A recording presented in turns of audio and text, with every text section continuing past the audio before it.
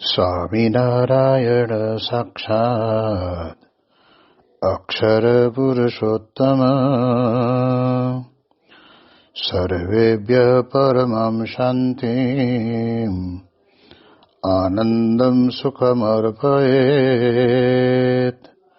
શ્રી સ્વામિનારાયણ ભગવાનની જય. શ્રી અક્ષર પુરુષોત્તમ મહારાજની જય. શ્રી ગુણાતીતાનંદ સ્વામી મહારાજની જય. શ્રી પ્રમુખ સ્વામી મહારાજની જય. શ્રી મહંત સ્વામી મહારાજની જય.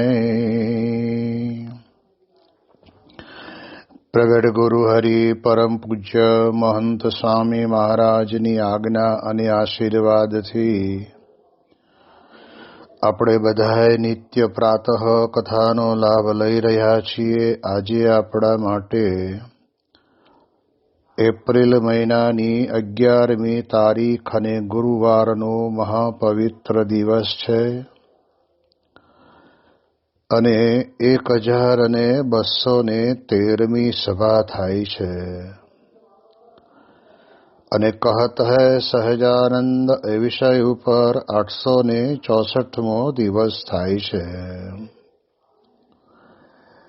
ગરડા પ્રથમ પ્રકરણના 56ના વચનામૃતની વાતો આપણે કરી રહ્યા છીએ, જેની અંદર અનંત કોટી બ્રહ્માંડોનો જ્યારે પ્રલય થઈ જાય છે ત્યારે આ એક પ્રગટ ભગવાન છે તે એક જ પૃથ્વી ઉપર રહે છે. કહેતા કે પોતાના અક્ષરધામને વિશે પણ એ જ રહે છે અને પછી કહેવાય છે કે સૃષ્ટિ રચવાના સમયે પ્રકૃતિ પુરુષ દ્વારા કરીને અનંત કોટી બ્રહ્માંડોને એ જ ભગવાન ઉપજાવે છે. એવી રીતે ભગવાનનો મહિમા વિચારવો. આધ્યાત્મિક જ્ઞાનની અંદર આપણે જાણીએ એ પ્રમાણે ભગવાનને મંદિરે જઈને શ્રીફળ વધેરી દઈએ, 2 સોપારી મૂકી આવીએ અથવા તો મુઠ્ઠી ચોખા આપે મૂકતા આવીએ, એ બધું ભક્તિનું લક્ષણ ગણાય છે. પરંતુ જે ભગવાનને મંદિરે આપણે જઈએ છીએ તે ભગવાન સ્વયં પ્રત્યક્ષ ને પ્રગટ સદાયને માટે આ પૃથ્વી ઉપર બિરાજમાન છે. એમ જે સમજણ કરવી, એમ જે પોતાના અંતરની અંદર માનવું, એ જ ભગવાનનો સાચો મહિમા છે. કારણ માત્ર એટલું જ છે કે રાજા ને રાજાના નોકર બેય રાજ દરબારમાં જ રહેતા હોય, પરંતુ રાજાનો હુકમ ચાલે એટલો હુકમ રાજ દરબારની અંદર રહેતા રાજાના નોકરનો ન ચાલે. એ બંને જુદું છે.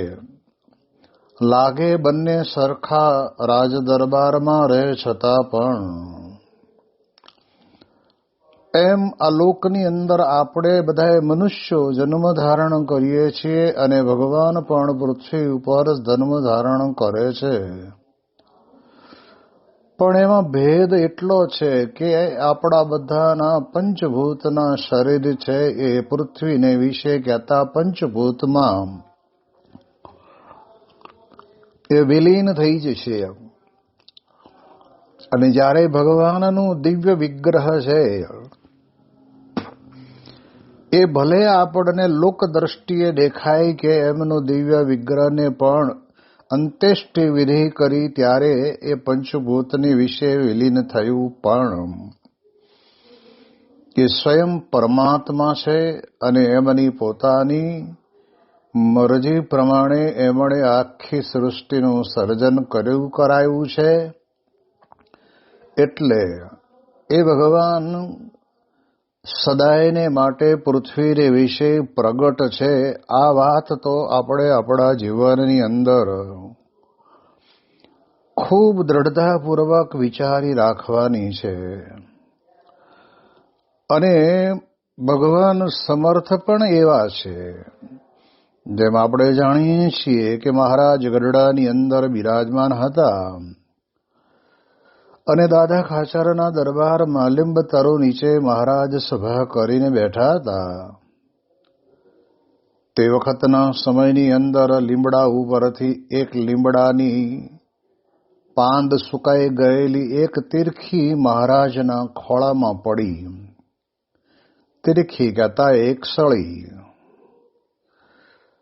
બધા સંતો ભક્તોની નજર તો જેમ સૂર્યમુખીના ફૂલની નજર સૂર્ય સામે હોય, ચકોરની નજર જેમ ચંદ્ર સામે હોય, એમ ભગવાન સ્વામિનારાયણની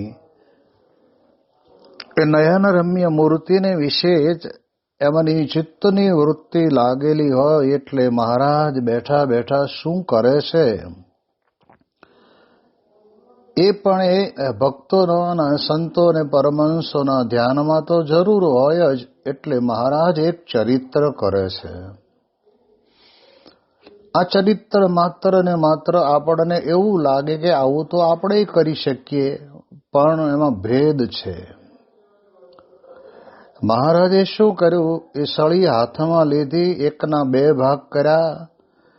એક સળી ડાબી બાજુ નાખી, બીજી સળી જમણી બાજુ નાખી. અને ત્યારે તે વખતના સમયની અંદર ઘણા બધાએ આ દ્રશ્ય જોયું હશે. ત્યારે આપણે વાત જાણીએ છીએ એ પ્રમાણે સદગુરુ મુક્તાનંદ સ્વામીએ મહારાજને પ્રશ્ન પૂછ્યો કે મહારાજ, આપે આ ચરિત્ર કર્યું એમાં અમને કંઈ સમજણ ના પડી. કારણ કે આપણે પણ હાથની આપણી ચંચળતા હોય, એટલે એ ચંચળતાના કારણે કરીને આપણે લીંબતરો નીચે બેઠા હોઈએ અને આવી સુકાઈ ગયેલી સળી નીચે પડી હોય તો આપણે લઈને બે દાંતની વચ્ચે ક્યારનું એકાદ ફોતરું હલવાયેલું હોય ને એને કાઢવા માટે થઈને અણીવાળો ભાગ લઈ અને એમાં નાખી અને કાઢવાનો પ્રયત્ન કરીએ. આપણે સળી તો તોડીએ, કારણ કે એવડી મોટી લાંબી સળી તો કાંઈ મોઢામાં નખાય નહીં. એટલે એકના બે ભાગ આપણે કરીએ તે આપણો બધાનું કર્મ છે કે આપણે જે કરીએ એ બધી રમત કહેવાય. જ્યારે ભગવાન પોતે આ પ્રકારનું ચરિત્ર કર્યું છે ત્યારે મુક્તાનંદ સ્વામી પોતે મા જેવા સંત અને મહારાજને પ્રશ્ન પૂછ્યો, ત્યારે મહારાજ પોતે જવાબ આપે છે. જો ભગવાન પોતે ઘણી વખત આવા ચરિત્રો દ્વારા પોતાના મહિમાની વાત કરતા હોય છે અને એ મહિમા સમજાય તો જ આપણે અંતરની અંદર એમ રહે કે ભગવાન સદાયને માટે પૃથ્વી ઉપર પ્રગટ છે.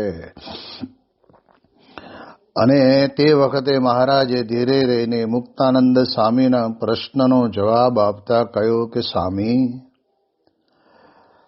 એક બ્રહ્માંડ તોડ્યું ને એક બ્રહ્માંડ જોડ્યું એમ કર્યું.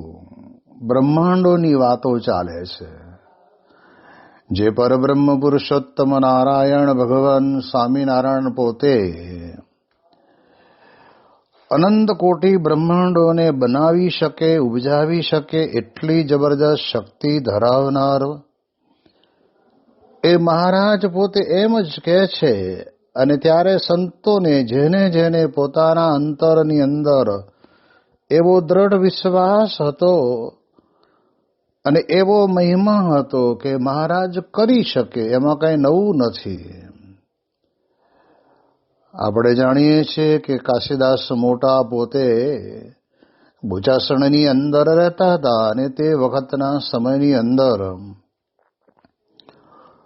આપણે જાણીએ એ પ્રમાણે કંઈક દરબારી કચેરીના વાંક ગુનાની અંદર આવ્યા હશે અને એના કારણે કરીને એમને પોલીસ પકડી ગયેલી. અને જ્યારે પોલીસ પકડી ગઈ છે ત્યારે તે વખતના સમયની અંદર એમને પોતાને મનમાં એમ થયું કે મળો હવે આ ક્યારે છોડશે, કારણ કે આપણે નાવું ધોવું પૂજા પાઠ આ બધું. એટલે ધીરે ને કાશીદાસ મોટાએ કીધું કે ભાઈ તમે અમને રાખો એનો વાંધો નથી, પણ અમે તો સ્વામિનારાયણના છીએ,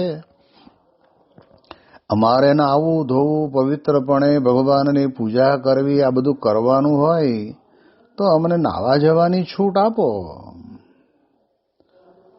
અને મારા ખ્યાલ મુજબ જો હું ભૂલતો ન હોઉં તો છૂટ આપીએ છે. અને પાણીમાં નાવા પડ્યા અને નીકળ્યા ક્યાં? ગરડે.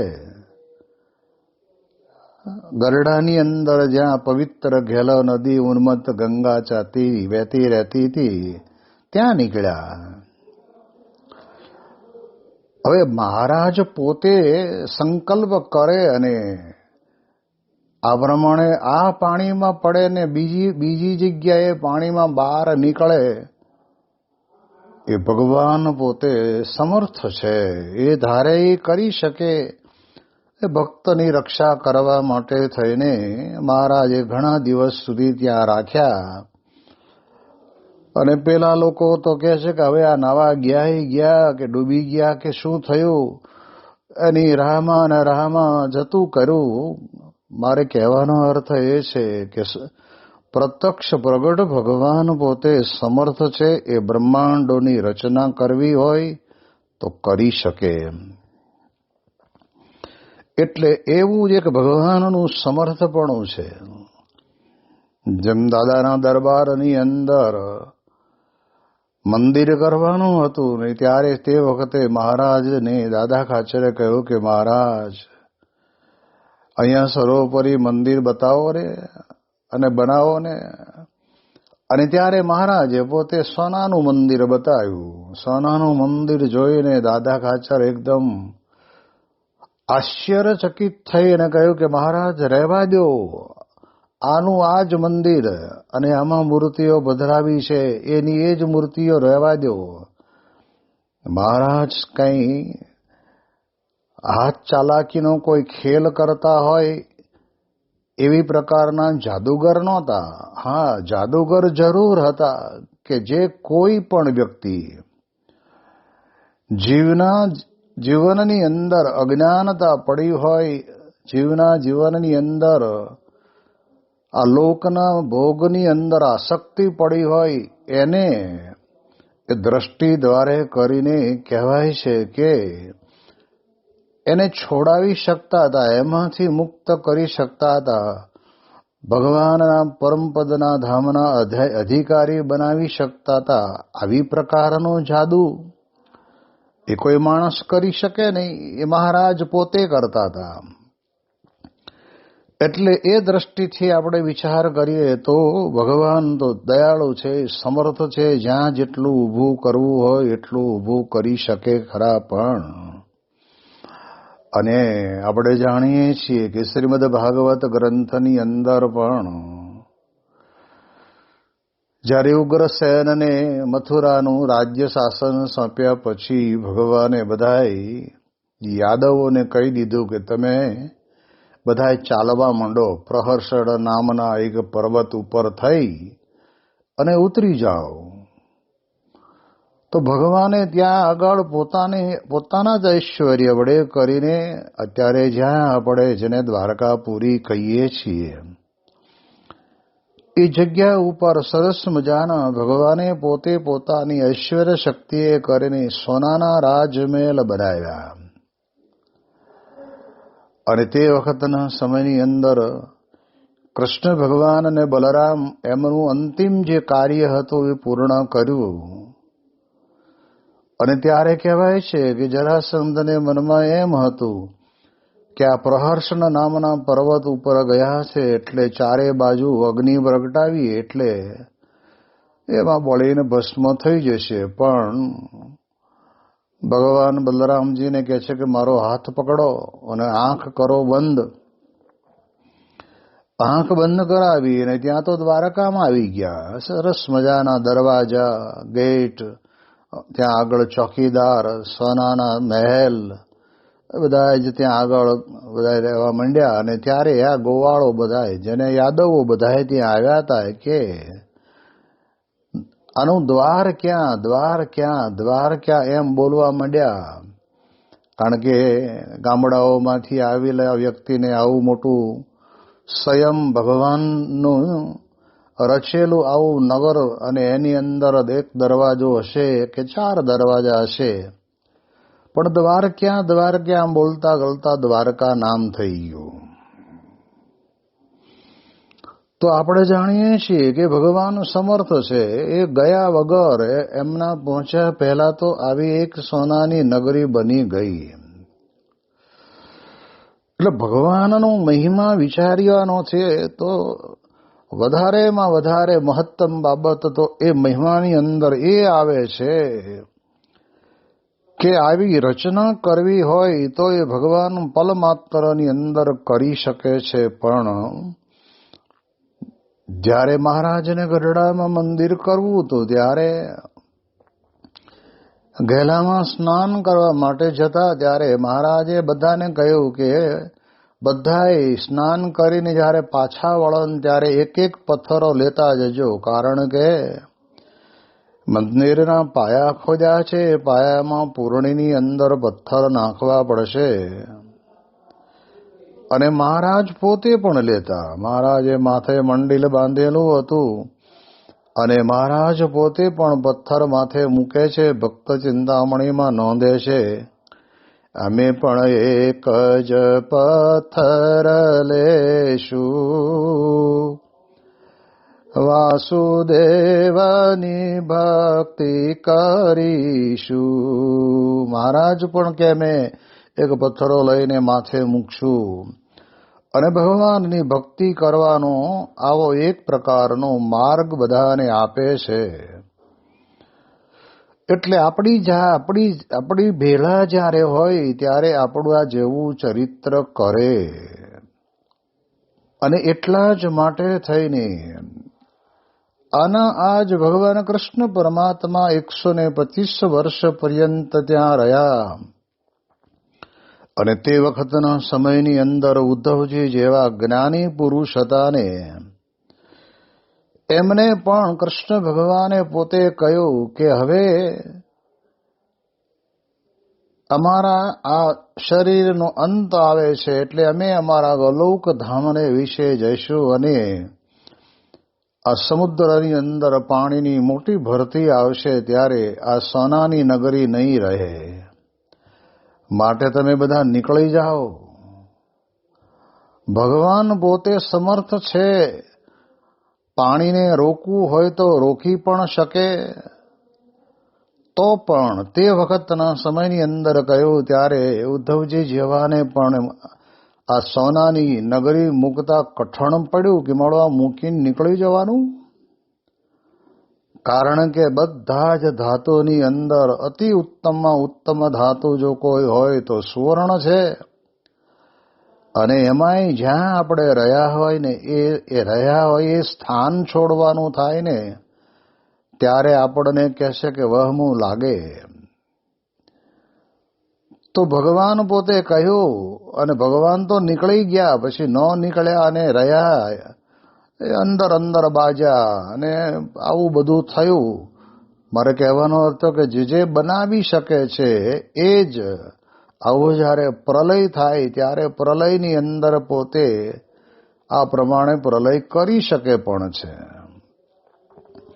એટલે એટલા માટે થઈને આપણને આ વાત વિશેષ કરીને સમજાવે છે કે પ્રગટ ભગવાન જે છે એ ભગવાન પોતે ધારે એ કરી શકે. એટલે આવો જો ભગવાનનો મહિમા સમજ્યા હોઈએ તો પછી આપણું મન ભગવાનમાં લાગ્યા વગર રહે જ નહીં. એ જ આપણી સાચી ઉપાસના છે. અને આપણે જાણીએ છીએ એ પ્રમાણે ભગવાન સ્વામિનારાયણ પણ 29 વર્ષ માટે આ સત્સંગની અંદર રહ્યા. આમ ગણીએ તો 49 વર્ષ પણ એમણે કેટલા બધા વિરાટ કાર્યો કર્યા જે કોઈનાથી ન થઈ શકે. સમાજની અંદર જે કંઈ એ પ્રકારનો ઉપદ્રવ હતો એને બધાને સમાવવા માટેનું ભગીરથ કામ ભગવાને કર્યું. અને ત્યારે નડિયાદની અંદર મળવા આવેલો અંગ્રેજ અમલદાર પોતે એક એકને પૂછે છે કે તમે કોણ, તમારું નામ શું? અને તે વખતના સમયની અંદર એના નામને સામે જોતા દરેક જ્ઞાતિના ભક્તો ભગવાન સ્વામિનારાયણની સાથે હતા. આવું બધાને એક સાથે રાખીને બધાને ભગવાનનું ભજન કરવાનું ભગીરથ કામ ભગવાન સ્વામિનારાયણનું આ એમની મોટી સામર્થ્ય. બાકી સગા બે ભાઈ લગ્ન ગ્રંથિથી જોડાયા પછી બે વરારે પણ પછી તો કે હવે છોકરા થયા, હવે ભેગું નહીં પોહાય એમ કરીને જુદા થાય છે. ઠીક છે, એ તો રહેવાની વ્યવસ્થા જુદી થાય છે, પણ જેવા રહેવા જુદા થાય એમ મન પણ જુદા થાય. જ્યારે અહીંયા તો ભગવાનના વિચાર એ આપણને સહેજે સહેજે આપણા જીવનની અંદર આપણને દેખાય. એટલે ભગવાનના સમર્થપણાની વાતની અંદર પણ આપણે જાણીએ તો આપણને ખ્યાલ આવે. હજી તો જન્મ થયો છે રાત્રિના 12 વાગે અને આકાશવાણી દ્વારા વસુદેવને કહે છે કે તમે અત્યારે ને અત્યારે મને ટોપલાની અંદર વધરાવીને ગોકુળમાં નંદ બાબાને ત્યાં મૂકી આવો. અને ત્યારે બાજુ ચોકીદારો બધા જાગે, જેલને દરવાજે ખંભાથી તાળા મારેલા. અને વસુદેવે કહ્યું કે કેમ નીકળવું? ત્યારે આકાશવાણી દ્વારા ભગવાન પોતે કહે છે કે તમે એટલું કરો, બાકીનું બધું થઈ જશે. અને તે વખતે જ્યાં દેવકીના હાથમાંથી બાલ સ્વરૂપ ભગવાનને લઈને રૂમાલ ટોપલામાં પાથરીને પધરાવીને માથે ટોપલો મૂક્યો, તે ભગવાનની અપાર શક્તિ વડે કરીને એ બધા જ જે જેલની અંદર ચોકીદારો હતા એ બધા ઘસઘસાટ ઊંઘી ગયા. એ તો ભગવાનની શક્તિથી થયું એમ આપણને દેખાય, પણ જેલના દરવાજે જે ખંભાથી તાળા માર્યા હતા એ ખુલી ગયા, દરવાજા ખુલી ગયા અને ખુલ્લા ને ખુલ્લા રહ્યા. અને વસુદેવ પોતે યમુના નદી પાર કરી નંદબાબાને ઘરે મૂકી માયા નામની પુત્રીને લઈને પાછા આવ્યા. પછી પાછા દરવાજા બંધ થઈ ગયા. ભગવાન સમર્થ છે. એટલે આવા અનંત કોટી બ્રહ્માંડોને ઉત્પન્ન કરવા હોય તો એક આંખને પલકારે કરીને કરી શકે એવા ભગવાન પોતે સ્વયં સમર્થ છે. એ મહિમા આપણા અંતરની અંદર સદાય રહેવો જોઈએ. પરીક્ષા આપી છે, એક પેપર નબળું ગયું છે, અલાવો દાદાને નાળિયેર વધેરી આવું એડવાન્સમાં, એટલે મારે ગમે તેમ કરીને મારા એની અંદર માર્ક સારા આવે. સારું છે, બીજે ગમે ત્યાં ભટકવું એના કરતાં ભગવાન પાસે જવું ખોટું નથી. પણ એ એટલો ભગવાનનો મહિમા નથી કે ભાઈ તમે નાળિયેર વધેરો ને તમારા માર્ક વધારી દે. તમે કદાચ હારવાના હો ને તમે કદાચ મંદિરમાં જઈને ભગવાનને જઈને ચુંદડી ઓઢાડો માતાને, કે પછી શ્રીફળ વધેરો, કે પછી ધૂપ આપો, કરો, એની ના નથી, પણ એ તો ભગવાનની ઈચ્છા પ્રમાણે જ થવાનું છે. જીતવું કે હારવું એ કોઈ વ્યક્તિના હાથની અંદર નથી. ભગવાનને આપણે એટલા જ જાણ્યા કહેવાય કે ચાલો હવે આ ખેલ ખેલવા માટે બેઠો છું તો આમાં મારી જીત થાય. પરંતુ સમજે એમ કે એની જેમ મરજી હશે એમ આપણે પૂરો પ્રયત્ન કરવાનો. પ્રયત્ન કર્યા પછી પણ જો સ્વામી કહે છે કે થોડી ઘણી પણ આપણને કઈ નિષ્ફળતા મળે તો તે વખતે ભગવાન ઉપર છોડી દેવાનું, એમાં બહુ ચિંતા કરવાની નહીં. આ વાત આપણા જીવનની અંદર આપણને ખરેખર જો ભગવાનનો મહિમા સમજાણો હોય ને તો જ ખબર પડે. બાકી તો અમારા રાજકોટની અંદર આપણા મંદિર પાસે સંકલ્પ સિદ્ધ હનુમાનજી મહારાજ બેઠા છે. પ્રમુખ સ્વામી મહારાજે પ્રતિષ્ઠા કરી છે. સર તમે જોવો તો શનિવારે રાતના 2 વાગ્યા સુધી લાઈન ચાલે. લોકો આવ્યા જ કરે. દુનિયાની અંદર જેને ભગવાનનું જ્ઞાન નથી અને પોતાના મનોકામના પૂર્ણ કરવા માટે થઈને એ લાઈનમાં ઊભા રહીને નાળિયેર વધેરીને અડધું ત્યાં મૂકે ને અડધું ઘરે લઈ આવે અને જે કંઈક પ્રકારના સંકલ્પ હોય એ સંકલ્પ ત્યાં રજૂ કરીને હાલતા થાય. એટલો જ મહિમા નથી. હનુમાનજી મહારાજનો મહિમા કેવો છે એ એમના તમારા કામ કરી દે બરાબર છે, પણ હનુમાનજી મહારાજનો મહિમા એટલે કે છે ને કે એમના જીવનની અંદર ભગવાનની લેશ માત્ર ક્યારેય વિસ્મૃતિ થતી નહીં.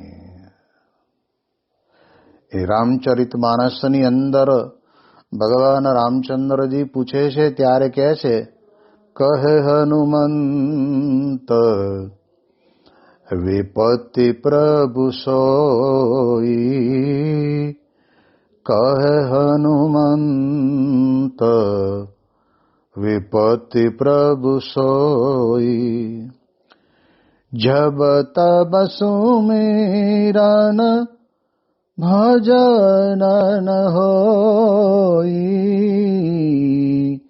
જબ તબ સુમિરન ભજન ન હોઈ, કહે હનુમંત વિપત્તિ પ્રભુ સોઈ. ભગવાન વિપત્તિ મારા જીવનની અંદર જો કોઈ હોય તો જબ તબ સુમિરન ભજન ન હોય, તમારું ભજન ન થાય ને તે જ મારે વિપત્તિ. આ એનો મહિમા છે. ભગવાનને સદાય પોતે ભજન કર્યા જ કરે છે. અને આટલા બધા ભક્તો પોતે ત્યાં આગળ જઈને પોતાની ભક્તિ અદા કરે છે. એમાં પણ ક્યારેય એમને એમ નથી થયું કે હું ભગવાન રામ કરતા મોટો થઈ ગયો. અત્યારે જેટલા રામજી મંદિરે નહીં જતા હોય એટલા હનુમાનજીના મંદિરે જતા હશે. સદાયને માટે સેવક ભાવ, કિંકર ભાવ, દાસ ભાવ, આ ભાવના એમનામાં પડી છે. આની આ જ વાત આપણે આપણા સત્સંગની અંદર પણ આપણે સમજવાની છે. આપણામાં આવડત હોય ને આવડતના કારણે કરીને સત્પુરુષ આપણને કંઈક સેવા સોંપે અને કોઈ ન કરી શકે એવી સેવા જ્યારે એકદમ જેને કહેવાય ને કે થોડા સમયની અંદર આ પ્રમાણે કરી નાખે ત્યારે આપણને એમ લાગે, પણ એની અંદર એની બળ અને પ્રેરણાનું કામ જો કોઈ કરતું હોય તો ભગવાન અને સત્પુરુષ જ કરે છે. જેમ આપણે જાણીએ છીએ કે જ્યારે કોરોના કાળ સમય દરમિયાનની અંદર પ્રમુખ સ્વામી મહારાજનો જન્મોત્સવ આપણે ઉજવવાનો હતો. તે વખતે તો કોઈ આપણે એકબીજાને મળી શકતા નહોતા અને ત્યારે વર્ચ્યુઅલ કરવાનો હતો. અને એ વખતના સમયની અંદર કોમ્પ્યુટરના કહેવાય કે આ ઇલેક્ટ્રોનિક સાધનના સહયોગથી સારંગપુરની અંદર આવીને રહેલા ઓછું વત્તું ભણેલા જે સાધકો હતા, પાર્ષદો હતા કે સંતો હતા, અને એમણે એટલી સરસ મજાના સોફ્ટવેર ગોતી કાઢ્યા, તૈયાર બનાવ્યા. ઘણી વખત ઘણા સોફ્ટવેર તો બનાવ્યા અને બનાવીને જે કામ 12 મહિના સુધી મોટા મોટા એન્જિનિયરો કરે એ કામ આ લોકોએ મહિનાની અંદર પૂરું કર્યું. અને જ્યારે આપણે જન્મોત્સવ ઉજવ્યો ત્યારે આપણને લાગ્યું ક્યાં હિમાલય ઉપર સ્વામી બાપાને બિરાજમાન કરેલા, અને તે વખતે ત્યાં આગળ સરસ મજાની મશાલો સળગતી હતી ને જેમ સમય જાય એ પ્રમાણે ત્યાં આગળ અંધારું થતું જાય. આ બધી પ્રકારનું ઇલેક્ટ્રોનિક સાધનોથી કર્યું.